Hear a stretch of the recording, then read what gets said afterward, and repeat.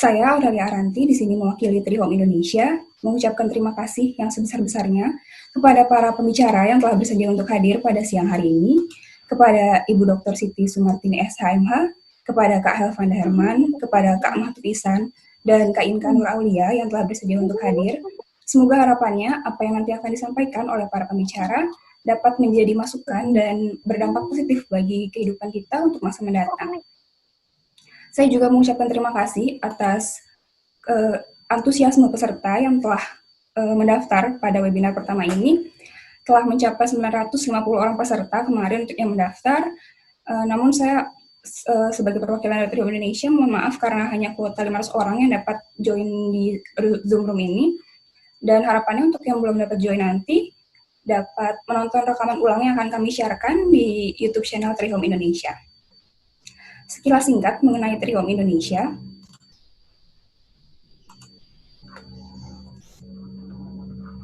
Trihome Indonesia atau Komunitas Rumah Pohon merupakan salah satu komunitas yang diinisiasi oleh mahasiswa kehutanan dengan slogan kami adalah We are talking and taking actions for nature.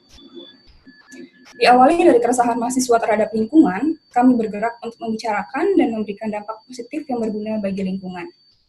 Untuk program kerja kami sendiri ada 3, yaitu adalah Environmental News, Environmental Insight, dan Environmental School. Untuk program webinar ini merupakan salah satu dari program kerja Environmental Insight yang bertujuan untuk berbagi wawasan mengenai lingkungan melalui seminar dengan menghadirkan pakar yang memang berkompeten di bidangnya. Dan untuk kedepannya sendiri, kami akan melaksanakan Environmental School yang berkolaborasi dengan Trihome daerah. Untuk saat ini sendiri kami telah memiliki 5 cabang, yaitu ada di Jakarta, Bogor, Solo, Padang, dan juga di Indramayu.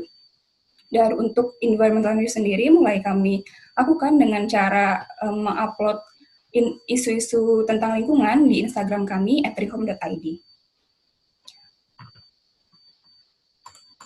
Langsung saja untuk peraturan webinar series pertama dari Trihome Indonesia ini saya bacakan.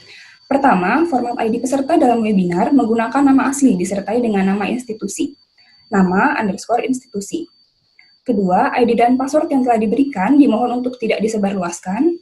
Ketiga, peserta diharapkan untuk mematikan suara atau mute selama acara webinar berlangsung. Keempat, semua peserta mengikuti webinar dapat mengajukan pertanyaan melalui kolom chat langsung dengan format nama _ instansi _ pertanyaan secara ringkas. Namun, moderator hanya akan menyampaikan beberapa pertanyaan terpilih kepada pembicara dikarenakan waktu diskusi yang terbatas. Kelima, link daftar hadir akan dibagikan melalui kolom chat selama acara berlangsung. Peserta yang mendapatkan sertifikat hanya yang mengisi link daftar hadir yang dibagikan selama sesi acara. Keenam, e-sertifikat akan dibagikan kepada peserta yang sampai berakhirnya webinar melalui email maksimal 7 hari setelah acara dilaksanakan.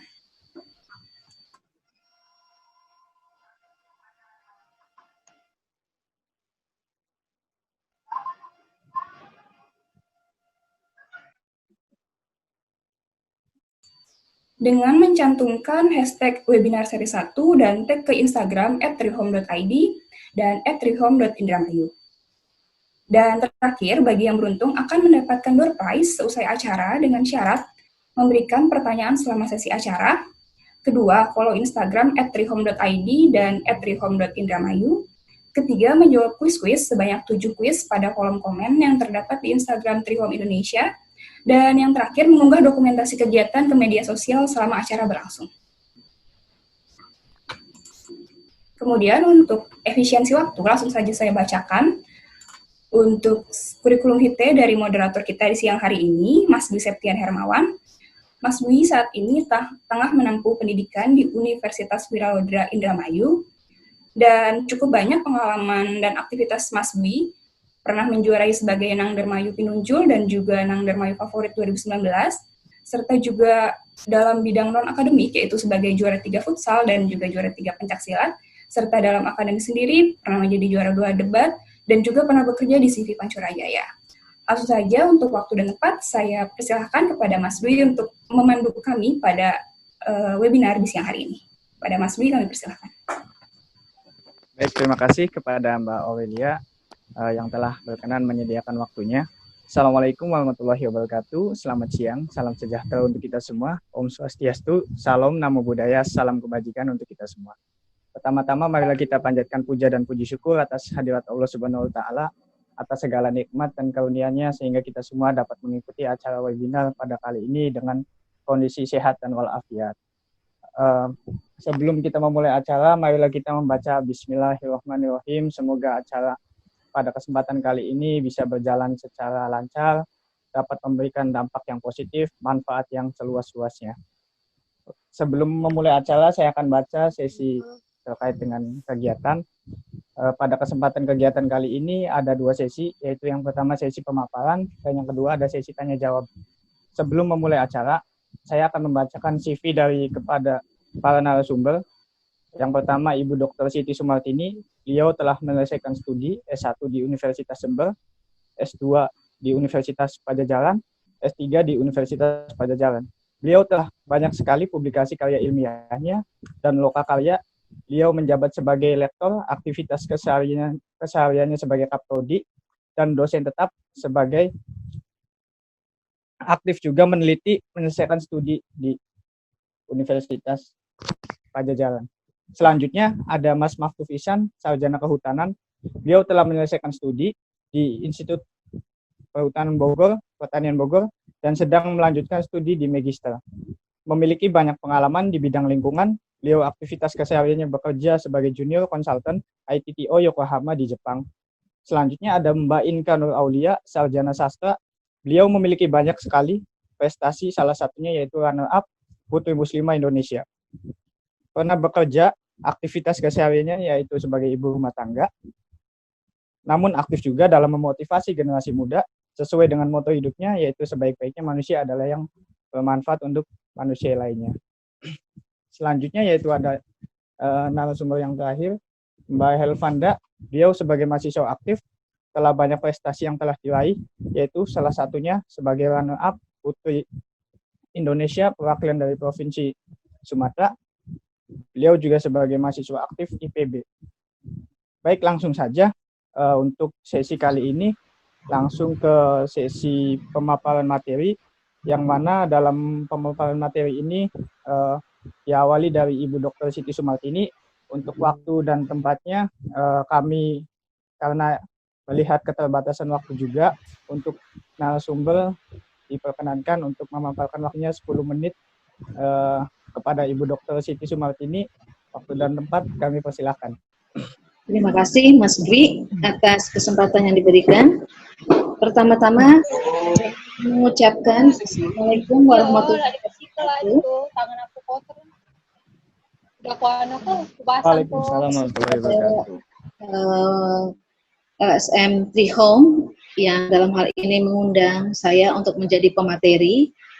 Kemudian juga saya mengucapkan juga kepada moderator serta MC yang mengarahkan jalannya diskusi siang ini. Kemudian juga para hadirin, yaitu generasi-generasi muda yang saya banggakan.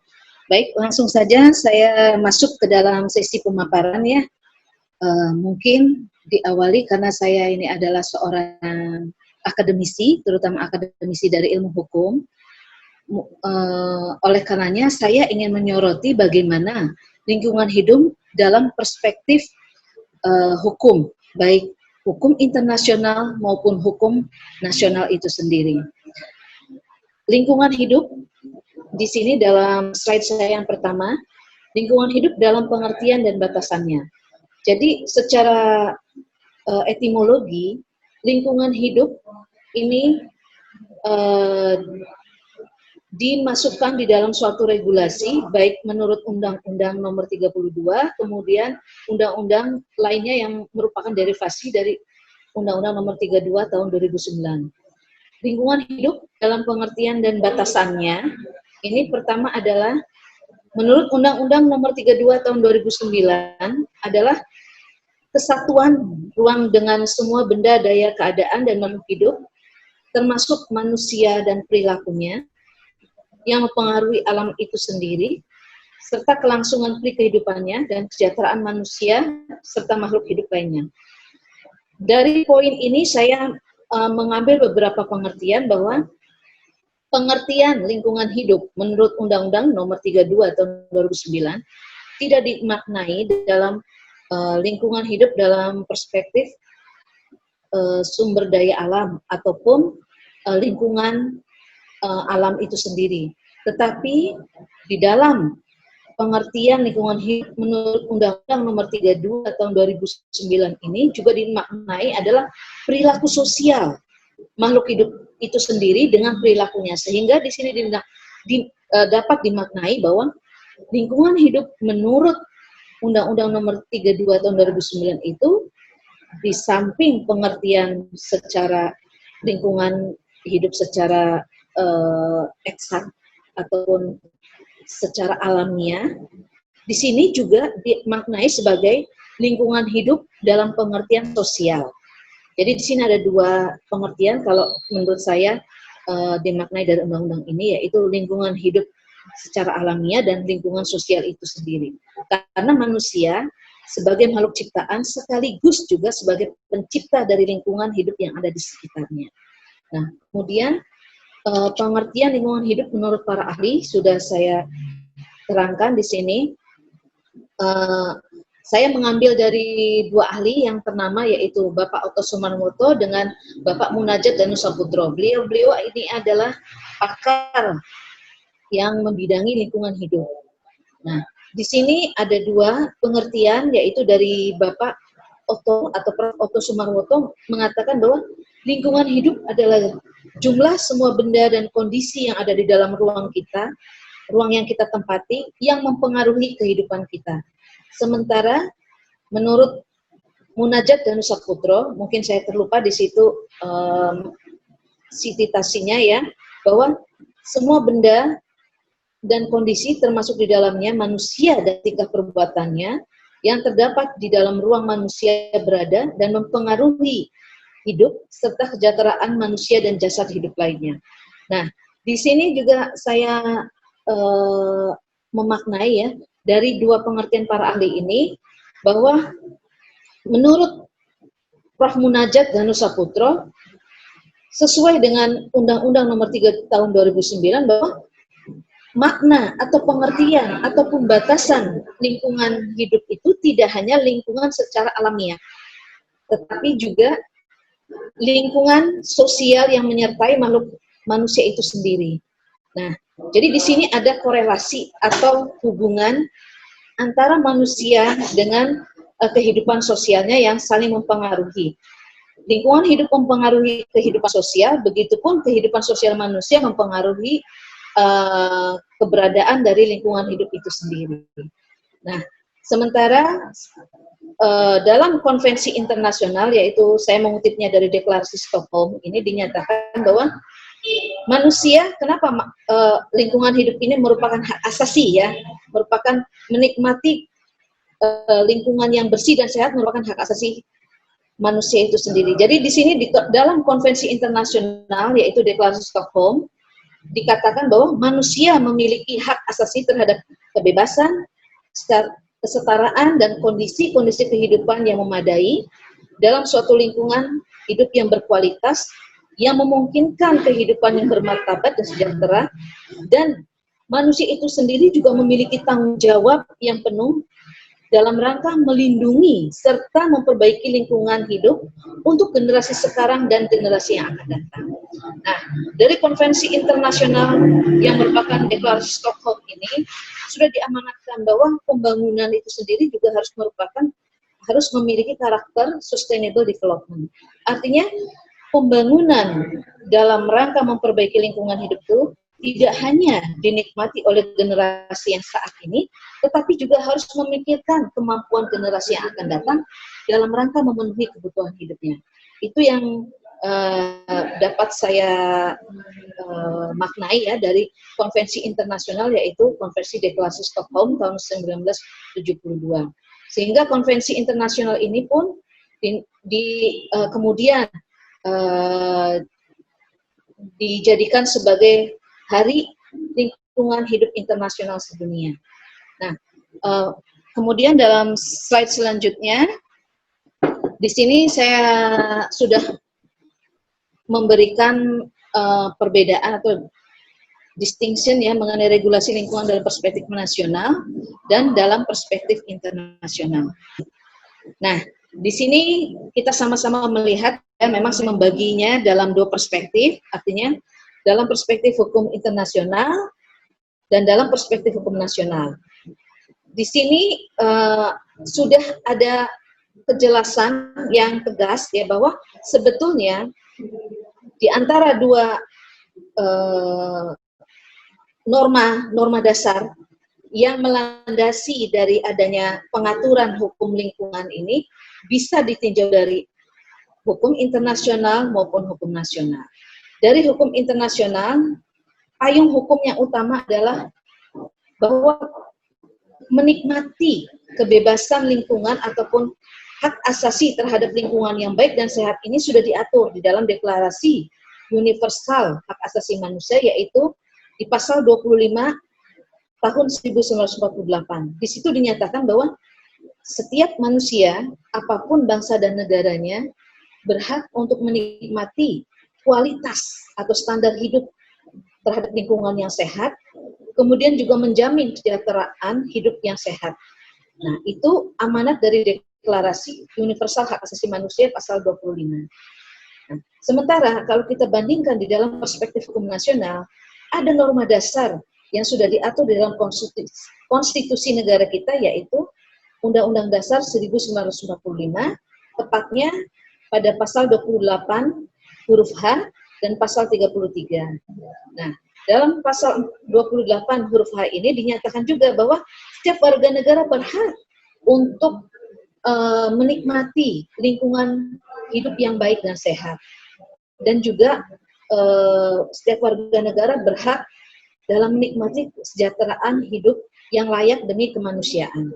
Sementara di dalam pasal 33-nya di sini menyangkut juga hak-hak ekonomi yang berkaitan dengan pembangunan yang berkelanjutan. Nah, di sini ada suatu relasi yang sangat kuat sekali antara pembangunan ekonomi dan sustainable development atau pembangunan yang berkelanjutan. Nah, karena di sini amanat dari pembangunan berkelanjutan juga adalah bahwa itu tadi, bahwa pembangunan yang sekarang dilakukan oleh semua komponen bangsa ini jangan sampai mengabaikan kemampuan generasi mendatang dalam memenuhi hak-hak hidupnya. Jadi di sini penting sekali ya bahwa lingkungan, baik lingkungan hidup maupun lingkungan sosial ini harus dimaknai secara luas. Begitupun hubungan yang saling mempengaruhi di antara keduanya. Nah,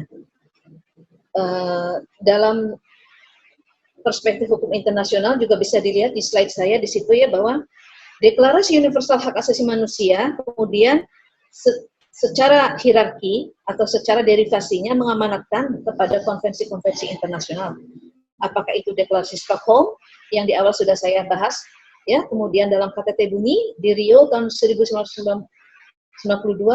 Nah, fenomena yang terkini yaitu mengenai gagasan Brundtland Report, yaitu yang terkenal dengan MDGs atau Millennium Development Goals, atau sekarang yang lebih dikenal juga dengan tujuan pembangunan berkelanjutan atau yang disebut juga SDGs, Sustainable Development Goals. Artinya tujuan pembangunan berkelanjutan ini harus dimaknai bahwa itu tadi, pembangunan boleh dilaksanakan, tetapi jangan mengabaikan kemampuan generasi mendatang.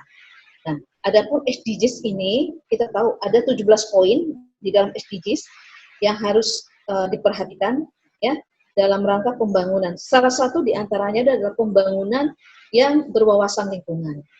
Nah, pembangunan yang berwawasan lingkungan ini juga sudah memiliki payung hukumnya di negara kita, yaitu Undang-Undang Nomor 32 Tahun 2009, di mana dulu sebelum lahirnya Undang-Undang Nomor 32 Tahun 2009, yaitu Undang-Undang Nomor kalau tidak salah nomor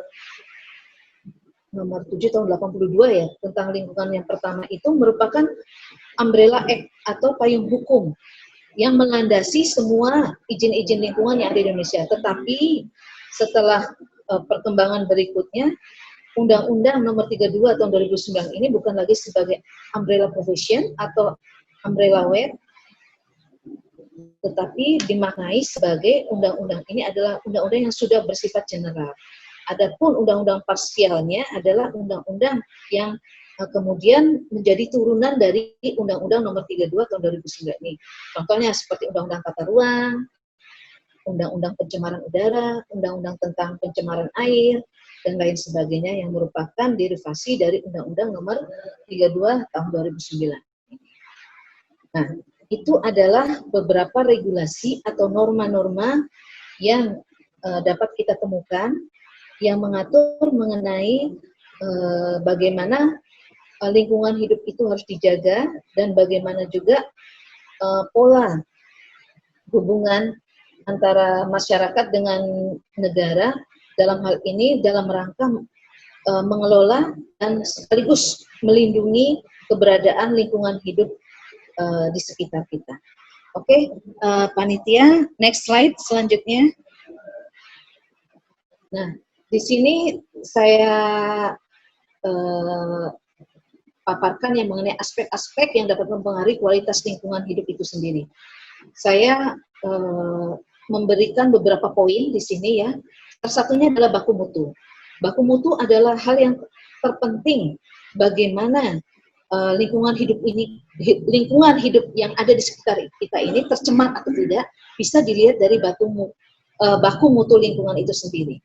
Nah, pengertian baku mutu lingkungan menurut Undang-Undang Nomor 32 tahun 2009 ini adalah ukuran batas. Jadi ambang batas mengenai kadar makhluk hidup, zat, energi ataupun komponen yang ada ataupun yang harus ada dan atau unsur pencemar yang ditenggang keberadaannya, artinya keberadaannya ini apakah sudah melebihi ambang batas atau tidak dalam suatu sumber daya tertentu sebagai unsur lingkungan hidup. Jadi kalau kita mau mengetahui bahwa menurut undang-undang ini ya, saya memaknainya ini dari aspek regulasi ya, bahwa kalau suatu lingkungan hidup ini baik atau tidak, kita bisa melihatnya dari baku mutu lingkungan hidup itu sendiri. Nah, poin yang kedua adalah sumber daya alam. Sumber daya alam ini adalah poin yang sangat penting ya, di mana manusia itu sebagai ciptaan sekaligus juga sebagai pencipta dari korelasi hubungan yang ada baik antar manusia ataupun manusia dengan lingkungannya. Nah, di sini sumber daya alam yang kita perlukan ini juga memiliki keterbatasan di dalam banyak hal, yaitu keterbatasan tentang ketersediaannya menurut kuantitas dan kualitasnya.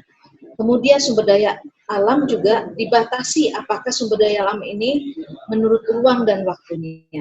Kita juga mengenal beberapa istilah ya, bahwa sumber daya alam ini ada yang renewable, artinya bisa diperbaiki, dan unrenewable, artinya sumber daya alam yang tidak bisa diperbaharui atau tidak bisa dapat diperbaiki.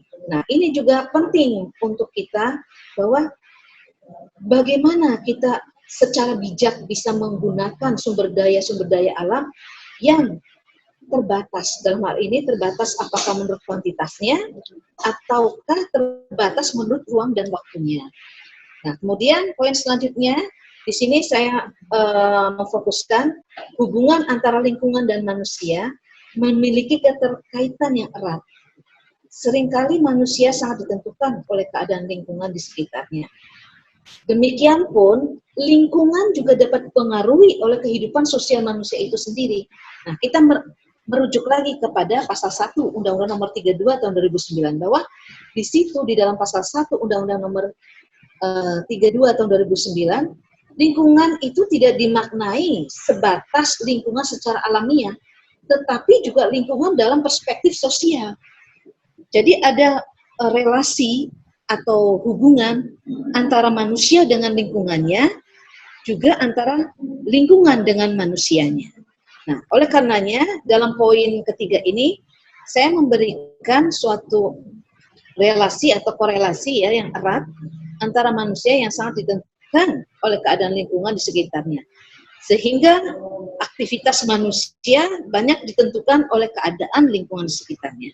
Di sini juga bahwa kita tahu posisi terjadinya pandemi COVID-19 ini per Agustus kemarin, saya sudah mengecek ya di sumber Detik, itu di sini didapatkan bahwa pandemi COVID sudah 19,2 juta kasus ya di seluruh dunia, dan Indonesia menempati urutan ke-23.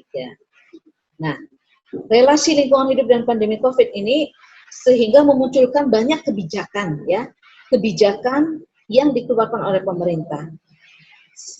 Salah satunya pertama adalah dikeluarkannya peraturan pemerintah nomor 21 tahun 2020 tentang PSBB, pembatasan sosial berskala besar.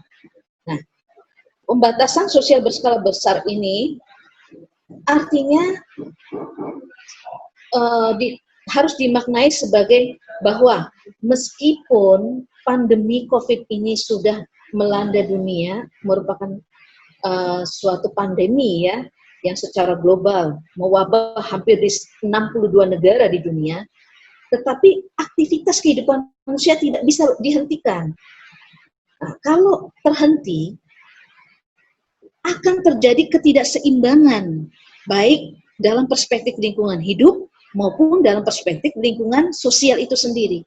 Sehingga pemerintah dalam hal ini mengeluarkan suatu kebijakan, yaitu dikeluarannya PP nomor 21 tahun 2020 untuk mengatur bagaimana ini hubungan sosial manusia dalam rangka pandemi COVID, sehingga meskipun pandemi sedang berlangsung, tetapi kehidupan manusia harus tetap berjalan.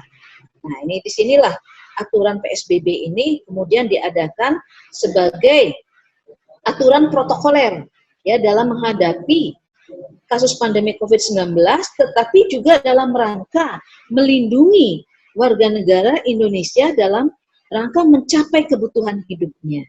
Harus dimaknai seperti itu. Demikian juga di Provinsi Jawa Barat setelah keluarnya PSBB ya dengan PP nomor 21 tahun 2020-nya, kemudian dengan Pergub Peraturan Gubernur Jawa Barat nomor 46 tahun 2020 ya, bahwa ada istilah nomenklatur baru yang disebut AKB, yaitu AKB ini adaptasi kebiasaan baru.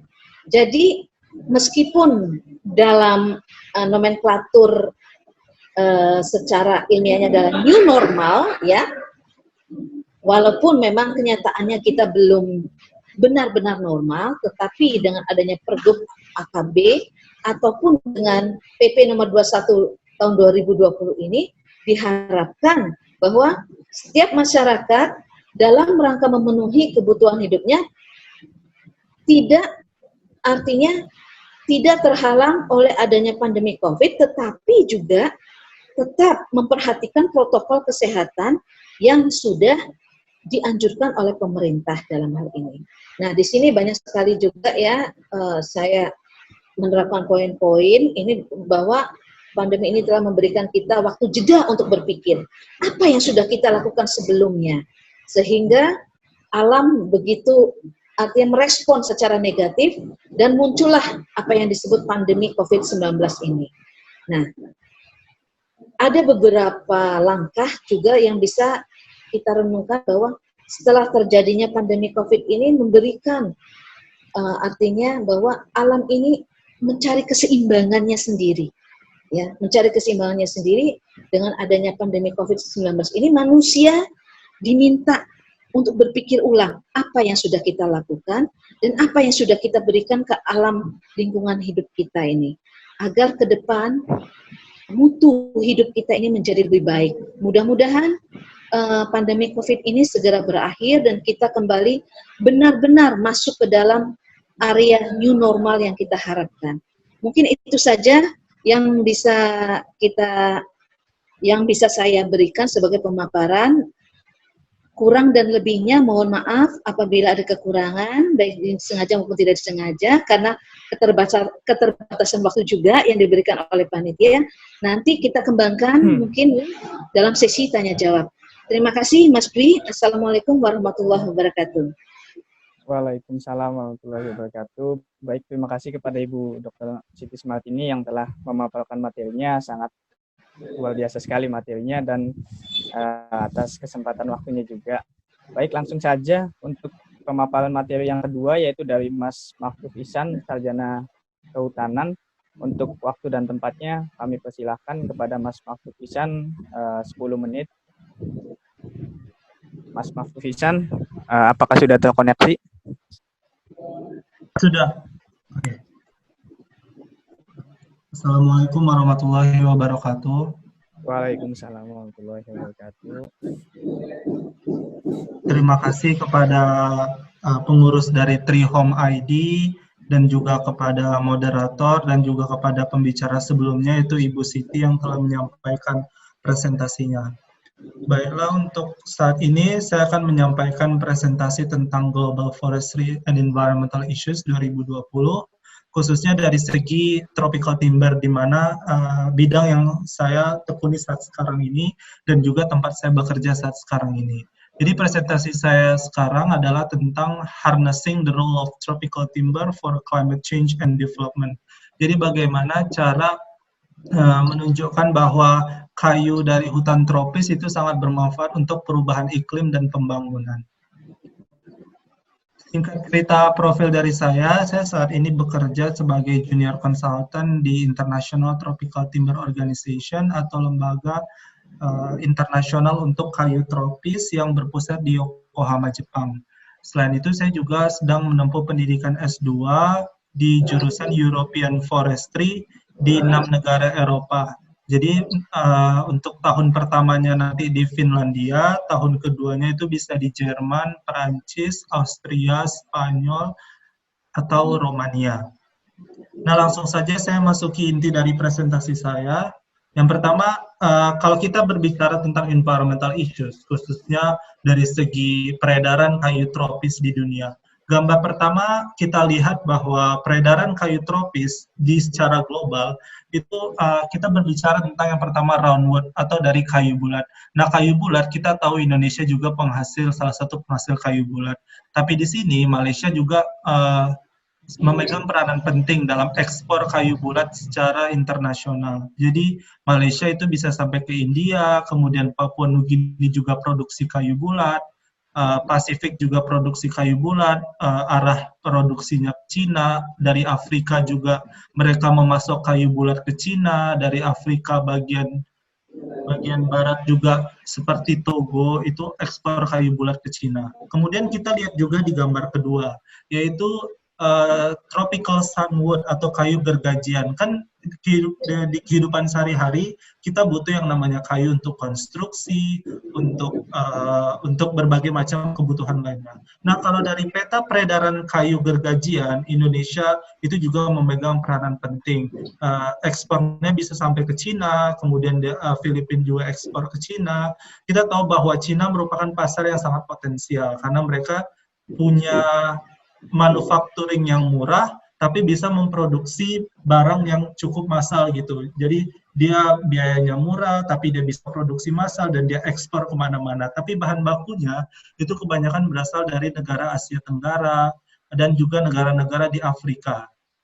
Brazil juga salah satu pemasok kayu gergajian dan dia juga memasarkannya ke Amerika Serikat. Terus kita udah bicara tentang kayu bulat, kita udah berbicara tentang kayu gergajian. Sekarang kita bicara tentang kayu lapis. Indonesia juga menghasilkan kayu lapis. Ekspor kayu lapis Indonesia itu bisa sampai juga ke USA, bisa ke Cina, atau Malaysia lebih memasarkannya ke Jepang. Selain berbicara tentang kayu lapis, kita juga berbicara tentang furniture. Furniture, jadi kita udah bicara tadi bahwa Cina dia mendapatkan pasokan kayu-kayu bulat, kayu lapis itu dari negara-negara Asia Tenggara dan Afrika. Sekarang dia memproduksi furniture. Nah, furniture itu, mohon maaf, itu yang itu bisa di-mute.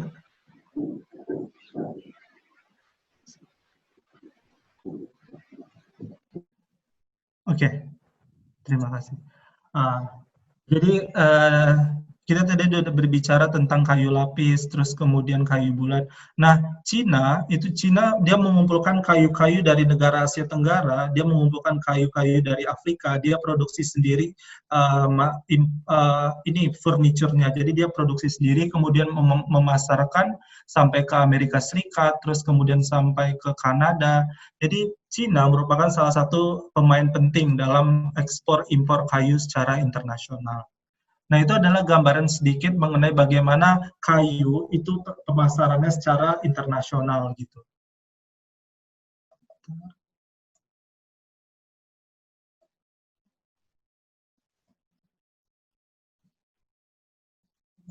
Nah, kita tadi udah berbicara tentang kayu, nah kita berbicara tentang prediksi untuk tahun 2100. Apa yang akan terjadi pada tahun 2100? Kita tahu sendiri bahwa jumlah penduduk setiap tahun semakin meningkat. Terus kemudian tahun 2017 populasi dunia udah 7,55 juta miliar gitu. 7,55 miliar orang pada tahun 2017. Pada tahun 2100 kita dapat memprediksi bahwa jumlah orang di dunia itu udah mencapai 11 miliar orang. Untuk tahun 2017, 7 miliar orang di Asia sendiri udah 4 miliar orang, termasuk di India dan Cina, terus Afrika 1 miliar orang, di Eropa 742 juta, Amerika Latin itu 646 juta, Amerika Utara itu 361 juta, Oseania 41 juta. Pada tahun 2100, Asia masih sekitar 4 juta orang. Terus Afrika itu sekitar 4 juta orang. Terus kemudian Eropa sekitar 653, Amerika Latin itu sekitar 712 juta, North Amerika sekitar 499 juta, dan Oceania sekitar 72 juta. Nah, kita bandingkan nih, Asia pada tahun 2017 itu sekitar 4 miliar lebih. Asia pada tahun 2100 itu sekitar 4 miliar 780 juta. Pada tahun 2017 sekitar 4 miliar 500 juta. Dan di Afrika kita bayangkan pada tahun 2017 penduduknya hanya 1 miliar 2 juta. Pada tahun 2100 itu penduduknya sudah mencapai 4 juta. Artinya pada tahun mendatang populasi di Afrika itu akan bertambah banyak, terus kemudian permintaan untuk kayunya juga bertambah banyak, permintaan untuk makanan juga bertambah banyak, dan lain sebagainya. Nah, kalau kita bandingin juga, Asia sekarang memegang persentase sebesar 59% dari penduduk di dunia. Afrika cuma 16%. Pada tahun 2100, Asia memegang persentase penduduk dunia sebesar 42%, dan Afrika yang akan tertinggi penduduk di dunia pada tahun 2100. Kalau kita bicara tentang anak cucu kita di masa mendatang, Afrika lah yang merupakan benua dengan jumlah penduduk yang paling tinggi nantinya, yaitu persentasenya sekitar 39%. Kalau benua-benua lain seperti Eropa hanya 742, dan pada tahun mendatang 2100 dia juga turun sebesar 653 juta. Jadi ini bagaimana perbandingan penduduk dunia pada tahun 2017 dan pada tahun 2100. Pada tahun 2017 7 miliar, pada tahun 2100 11 miliar. Nah, kalau kita berbicara tentang tropical forest degradation, nah ilustrasinya gini, jadi orang butuh kayu, orang butuh pangan, kemudian orang butuh sumber-sumber tersebut pastinya dari hutan. Nah, ada data dari Science yang menyatakan bahwa tropical forest itu adalah yang salah satu sumber yang dapat melepaskan jumlah karbon yang cukup banyak akibat dari illegal logging, maka kan banyak tuh karbon yang terbuang ke udara. Itu sekitar kalau penelitian di sini 425,2 kurang lebih 92 karbon per year. Ini adalah jumlah total kehilangan nilai karbonnya gitu. Dan ini kehilangan dari jumlah karbon itu dapat disebabkan oleh deforestasi dan juga dari pengurangan jumlah kepadatan karbon yang ada pada hutan tegakan standing forest. Standing forest maksudnya kalau hutannya padat itu kan jumlah karbonnya besar nih. Namun kalau hutannya ditebang sehingga kepadatan hutannya makin lebar, gap antara satu pohon dengan pohon lainnya makin lebar, itu kan adanya pembuangan karbon ke udara. Karena itu terbakar melalui illegal logging atau illegal burning dan lain sebagainya. Nah, degradasi hutan tersebut itu menyumbang sebesar 68,9% dari total karbon yang hilang pada penelitian ini. Gitu. Terus kemudian kita berbicara tentang permintaan kayu global yang meningkat dan bagaimana cara mengatasinya untuk daerah-daerah tropis. Ini ada data increasing global demand for wood. Jadi pada tahun 2010 itu permintaannya segini. Itu untuk kayu gergajian, kayu energi, kayu untuk kebutuhan rumah tangga. Tahun 2010 segini. Tahun 2030 dia akan meningkat. Dan pada tahun 2050 kebutuhan kayu akan meningkat pesat gitu. Baik untuk kayu gergajian, kayu energi maupun kayu rumah tangga. Terus kemudian ini ada juga data mengenai industrial roundwood atau kayu bulat. Nah, data dari IFC ini menunjukkan bahwa pada tahun 2012 sampai 2048 permintaan kayu ini akan terus meningkat dan terus berkembang secara pesat. Dan juga permintaan untuk kayu bakar dan arang, charcoal arang, wood fuel kayu bakar itu akan meningkat. 2,8 miliar orang itu akan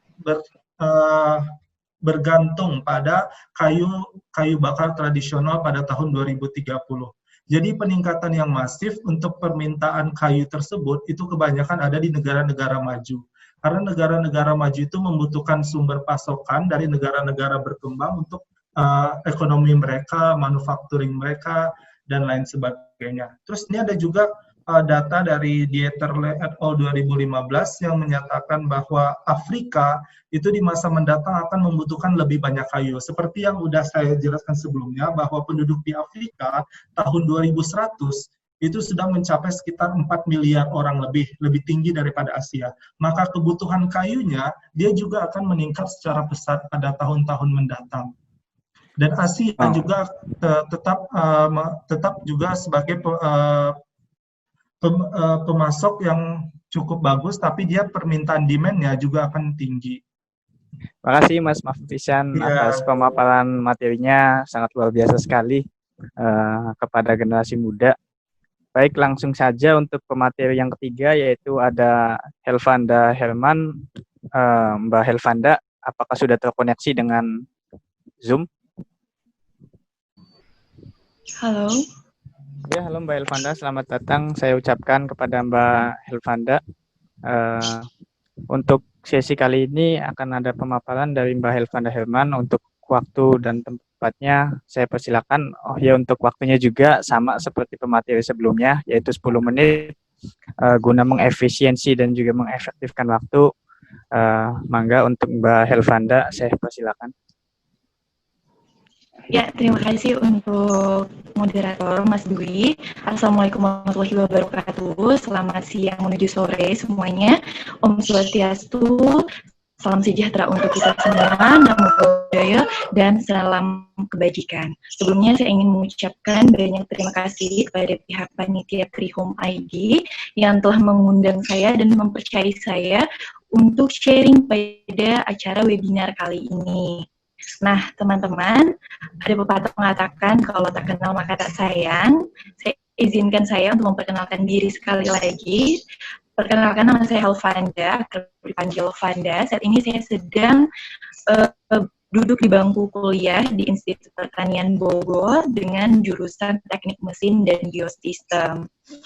Tentunya sebelumnya saya juga ingin mengucapkan terima kasih untuk pembicara sebelumnya, ada Ibu Siti dan Saudara Mahfudz Ihsan yang merupakan teman waktu saya duduk di bangku kuliah semester 1 dan semester 2. Pemaparan materinya sangat baik sekali dan merupakan wawasan baru yang telah saya dapat pada acara webinar kali ini. Nah, izinkan juga saya memanggil para hadirin atau para peserta di sini dengan sebutan teman-teman, dan juga saya ingin memohon maaf sebelumnya kalau nanti saya akan menjelaskan mungkin agak terlalu cepat atau mungkin masih banyak kekurangan yang lainnya. Nah, kali ini saya akan membawakan tema yaitu Millennial Generation Role and Acts toward the New Normal Habits, atau yaitu bisa dikatakan apa sih peran kita sebagai generasi milenial dan perilaku apa yang akan nanti kita lakukan untuk menuju kebiasaan baru, yaitu tentunya pada era normal ini, karena kita tahu bahwa sekarang dunia sedang mengalami musibah atau pandemi, yaitu virus COVID-19 atau virus corona. Nah, jadi di sini saya juga mohon maaf sebelumnya karena saya tidak memakai slide, karena di sini saya ingin lebih ke sharing aja ke teman-teman semuanya, apa sih itu lingkungan dan apa peran kita dan bagaimana kita menanggapinya dan apa sih yang bisa kita lakukan pada era new normal ini. Nah, yang pertama tadi kita juga sudah mengetahui apa itu lingkungan dari penjelasan pemaparan materi dari Ibu Siti dan Saudara Mahfudhisan. Di sini saya ingin menjelaskan mungkin lingkungan, definisi lingkungan secara umum, secara global aja ya. Menurut saya lingkungan itu adalah kombinasi kondisi fisik antara manusia maupun flora dan fauna ataupun elemen lainnya yang ada di bumi ini, yaitu yang ada di atas tanah, yang ada di dalam tanah, yang ada di lautan, yang ada di muka bumi ini secara kontak fisik tadi, secara kombinasi yaitu atau secara berkontak, baik kontak secara verbal maupun non-verbal. Seperti kita manusia dengan tumbuhan mempunyai kontak tetapi tidak secara verbal ya, tapi yaitu kita memanfaatkan tumbuhan tersebut untuk kita jadikan tanaman ataupun untuk kita konsumsi sebagai lauk pauk kita. Nah, jadi menurut saya tentunya di elemen-elemen setiap elemen-elemen di lingkungan ini sangat berkaitan, saling berkaitan, karena tentunya di sini kita manusia tidak dapat hidup tanpa adanya pendukung dari tumbuhan maupun hewan, karena kita tahu bahwa makanan atau konsumsi sehari-hari untuk makanan dan minuman kita itu berasal dari hewan dan tumbuhan, sedangkan air pun apabila tidak ada tumbuhan itu akan kurang jernih atau tidak layak konsumsi. Nah, tadi setelah kita juga mendengarkan penjelasan dari Ibu Siti bahwa kita tahu bahwa lingkungan itu mempunyai batasan-batasannya. Setelah kita mengetahui apa itu lingkungan tadi, yaitu kombinasi secara kondisi fisik antara manusia dan elemen lainnya, yang kedua yang dapat kita lakukan adalah memahami apa sih yang dapat kita lakukan untuk menjaga kelestarian lingkungan. Nah, di sini teman-teman, menurut saya kita tidak maksudnya itu kita bisa melakukan perubahan tidak langsung dengan hal besar, tapi dimulai dengan hal kecil. Misalnya, kita membiasakan untuk menjaga kelestarian lingkungan dengan membuang sampah pada tempatnya. Lalu kemudian kita juga bisa mengajak orang-orang sekitar kita, seperti adik-adik kita, seperti keluarga yang ada di rumah, untuk membiasakan bahwasanya kalau misalnya ada sampah, tolong dibuang pada tempatnya. Dan mungkin hal kecil inilah yang akan membangun hal besar kemudian harinya, karena tentunya maupun di sini mungkin teman-teman mempunyai cara yang berbeda untuk menjaga kelestarian lingkungan, tetapi tujuannya sama, yaitu kita untuk mempertahankan kelestarian lingkungan agar dapat dimanfaatkan oleh generasi selanjutnya, yaitu anak-anak dan cucu kita. Nah, alhamdulillahnya sekarang kita ini sudah berada di era yang dimana para mayoritas masyarakat kita itu sudah aware dengan kelestarian lingkungan, sudah peduli dengan lingkungan. Contohnya, pada webinar kali ini yang telah diselenggarakan oleh Tree Home ID, yang dimana Tree Home ID ini adalah komunitas pencinta lingkungan, dan mungkin masih banyak lagi komunitas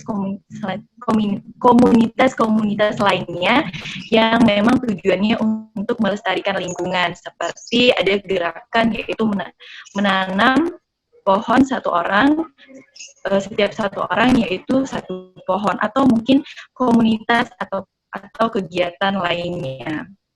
Nah, tadi setelah kita mengetahui apa itu lingkungan dan kita memahami apa yang dapat kita lakukan untuk lingkungan, selanjutnya adalah yaitu kita do it, kita lakukan apapun itu, yaitu tujuannya untuk melestarikan lingkungan. Misalnya kita mulai untuk menanam pohon di sekitar perkebunan rumah atau di pekarangan rumah.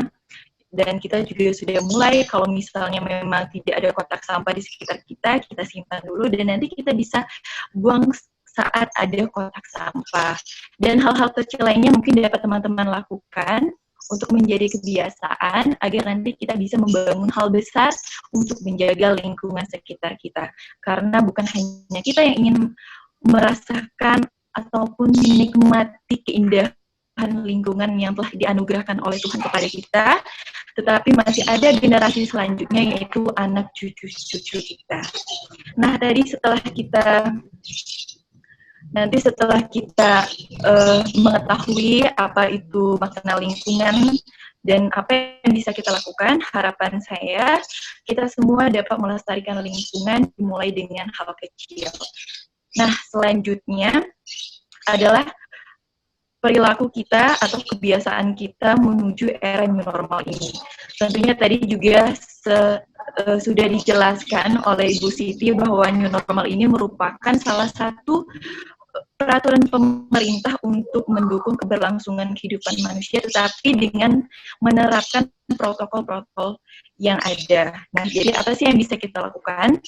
Yang pertama, menurut saya, yaitu kita peduli terhadap diri sendiri, baik rohani maupun jasmani. Yang pertama dari jasmani, kita tetap menjaga asupan energi. Lalu yang kedua, kita minum vitamin, kita berolahraga, menggunakan masker setiap keluar rumah, tetap dan membawa hand sanitizer atau rutin mencuci tangan. Untuk jasmani, teman-teman mungkin bisa melakukan hal-hal tersebut. Dan yang selanjutnya yaitu rohani, bisa kita lakukan misalnya mengurangi stres, tidur tepat waktu, dan mungkin banyak-banyak happy, jangan terlalu dipikirkan apa yang sedang terjadi saat ini, karena saya yakin setelah hujan pasti ada pelangi, dan anggap saja ini merupakan cobaan dari Yang Kuasa untuk kita lebih baik lagi ke depannya.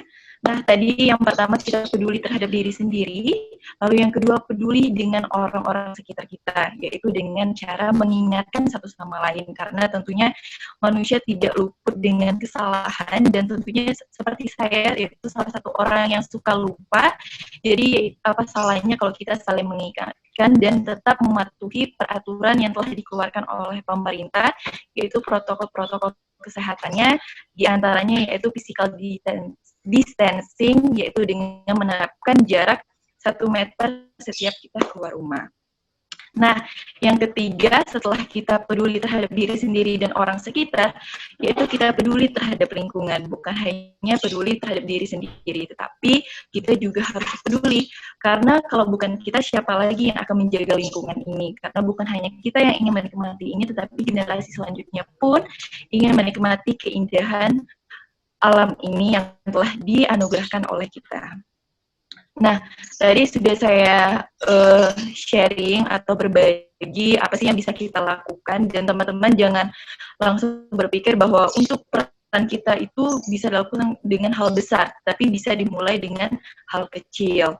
Nah, karena memang dengan adanya pandemi ini, adanya musibah ini, memang hal yang paling berdampak itu adalah selain dengan kehidupan kita yang berubah, yaitu adanya perubahan perekonomian bangsa. Tapi walaupun kita mengalami perekonomian yang bisa dikatakan sedang susah saat ini, tetapi saya berharap teman-teman tidak melupakan untuk tetap menjaga lingkungan sekitar kita. Mungkin itu saja sih yang bisa saya sharing ke teman-teman semua. Kalau misalnya ada yang kurang berkenan atau kurang sependapat, bisa kita diskusikan di sesi selanjutnya. Dan saya mohon maaf kalau memang masih banyak kekurangan dan kesalahan, saya harap kita semua di sini tetap menjaga lingkungan sekitar dengan mematuhi protokol-protokol yang telah ditetapkan oleh pemerintah. Sekali lagi saya ucapkan banyak terima kasih kepada para peserta yang telah hadir dalam acara webinar kali ini, dan kemudian akan saya serahkan kepada moderator. Saya ucapkan terima kasih. Wassalamualaikum warahmatullahi wabarakatuh. Selamat siang menuju sore semuanya. Baik, terima kasih kepada Mbak Helvanda atas pemaparan materinya, sangat luar biasa sekali, bisa merangsang ataupun mengajak generasi muda untuk bisa berbuat lebih aktif kepada lingkungan. Langsung aja ke pembicara atau pemateri yang terakhir, yaitu Mbak Inka Nur Aulia. Apakah Mbak Inka Nur Aulia sudah terkoneksi? Sudah. Bisa Halo Mbak dengar Inka. suara saya? Jelas, Dwi? Bisa Mbak, jelas banget. Alhamdulillah, Mbak teman-teman Inka. semuanya jelas? Iya. Gimana, Dwi? Ya, lanjut Mbak Inka, lanjut Mbak Inka. Oh, udah ya, berarti sudah mulai nih. Ya sudah Mbak, untuk waktunya sama Mbak, 10 menit ya Mbak untuk sesi pemaparannya, nanti untuk kelanjutannya bisa sesi tanya jawab. Oke, siap. Gimana teman-teman kabarnya? Ngantuk ya? Udah pada makan belum nih? Bismillahirrahmanirrahim. Assalamualaikum warahmatullahi wabarakatuh. Waalaikumsalam warahmatullahi wabarakatuh. Wah, seneng banget nih. Sebelumnya saya pengen ngucapin makasih banyak untuk teman-teman dari Trihome Indonesia dan Trihome Indramayu ya, yang sudah menyelenggarakan acara yang luar biasa ini dan menghadirkan saya sehingga saya bisa bertemu dengan peserta yang luar biasa nih dari berbagai penjuru Indonesia ya, Dwi ya. Jadi saya baca ada yang dari Lampung, Kalimantan ya, kemudian Bogor, terus Jawa. Wah, banyak banget, Masya Allah. Ini rezeki banget bisa ketemu orang-orang dari seluruh penjuru Indonesia ya kan, terutama orang-orang luar biasa, karena kayak Dwi gitu kan, teman-teman dari Trihome dan peserta semuanya ini, saya lihat nggak cuma anak muda loh, Dwi, ada ibu-ibu juga, ada bapak-bapak juga, Masya Allah, semuanya ini berarti orang-orang yang peduli akan lingkungan ya kan, karena jarang banget ada anak zaman sekarang gitu yang peduli akan lingkungan, apalagi ikut acara webinar tentang lingkungan, khusus membahas soal lingkungan. Masya Allah, kalian adalah orang yang beruntung dan calon orang-orang sukses masa depan. Amin ya. Amin. Oke, Dwi. Hari ini aku aja ya, biar kayak milenial gitu kan. Ini kan banyak milenial ya. Kayak kesannya resmi banget dari tadi. Aku tuh deg-degan loh, Dwi. Kayak resmi banget, kayak berasa sidang kuliah, kayak sidang skripsi. Apalagi tadi pas Ibu Siti ngomong tuh, Bu, saya deg-degan loh, Bu. Sama Mas Ihsan juga, tapi keren banget loh, ilmunya luar biasa. Dan saya suka banget tadi pas Mbak Helvanda ngomong tuh, beda ya kalau Putri tuh, gitu ya. Cantik gitu ngomongnya tuh. Dwi, makasih banget ya, Dwi. Oke, teman-teman, sahabat semuanya, Ibu Bapak, perkenalkan saya Inka Nur Aulia. Hari ini saya ingin berbagi, sharing suatu topik yang berjudul urgensi mencintai bumi. Kenapa sih mencintai bumi itu urgent banget gitu ya, penting banget. Nah, sebelum ke situ saya mau nanya nih, Dwi. Selama ini kan kita kayak kita harus menjaga lingkungan, menjaga alam. Kesannya tuh kayak alam tuh butuh perhatian gitu. Tapi saya mau nanya, sebetulnya alam siapa sih yang lebih butuh gitu ya? Alam yang butuh kepedulian manusia atau manusia yang butuh ke alam? Siapa yang lebih butuh, Dwi? Kalau ditanya seperti itu sebenarnya tidak dijadikan ego sektoral ya Mbak Inka. Semuanya itu saling membutuhkan, satu sama lainnya saling berkaitan gitu. Karena tadi sebagaimana disampaikan sama Ibu Siti, bahwa kondisi lingkungan itu bergantung juga pada kondisi sosial. Jadi tidak bisa menjadi ego sektoral antara lingkungan dengan sosial. Betul. Jadi sebetulnya kita saling membutuhkan, simbiosis mutualisme ya, Dwi ya. Cuman hanya saja gitu ya, Dwi, dari zaman dulu Allah Subhanahu wa taala, Tuhan kita menciptakan alam, belum ada manusia, tapi alam hidup lestari-lestari aja tuh, ada-ada aja, malah nggak hancur, nggak rusak ya kan. Iya nggak? Betul banget. Tapi kenapa sekarang pas setelah manusia diciptakan, FYI ya teman-teman, alam tuh lebih dulu diciptakan ya berdasarkan kitab suci agama Islam gitu ya. Alam tuh lebih dulu diciptakan sebelum manusia diciptakan gitu ya.